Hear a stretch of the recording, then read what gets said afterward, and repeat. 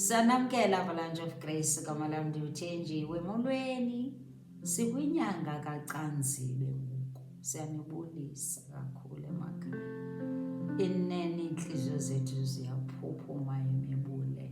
Jesus, we are grateful. Jesus, we love you, we love you, we love you.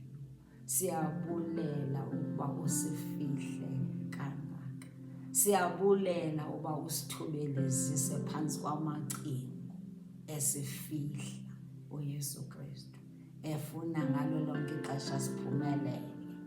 Ufuna ngalo lonke ixesha sibe semandleni. Singathi singabantwana bakhe sifike isityhafile. Ufuna ngalo lonke ixesha simthembe.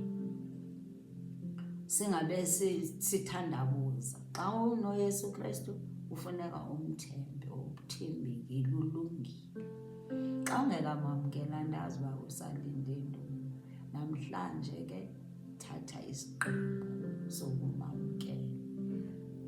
Imizekeliso ye-18 ivesi ye-10 ithi igama likaYehova liyinqaba yamandla, olungileyo ubalekela kuyo anqabeke. Lithi elaa gama likaYesu Kristu linamandla ukusifihla inqaba, i-shelter is our refuge, our fortress, our shield. Uyasifihla kwelaa gama, ngesa strong tower, esa strong tower iTsingesi. Ithi the righteous, amalungisa, they run to it and they are safe. Le strong tower enguYesu Kristu, xa sibalekela kuyo si-safe kuyo and secured and protected. Wasinika amandla, usinika nothando, cares for us uJesu Kristu. Nakweyiphi ingxaki onayo, take all the challenges zakho ubalekele kuYesu nazo. Uzawuba safe kuzo. You'll never be helpless uma uKuYesu Kristu. Soze uthinje uphelelwe nalo ithemba, ube faithless, ube helpless. You are not defenseless kwa uYesu.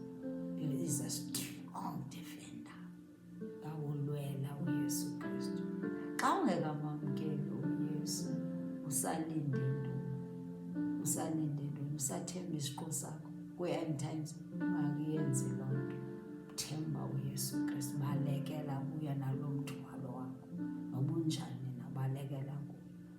Khuthazeka namhlanje. Enkosi kakhulu. Jesus loves you.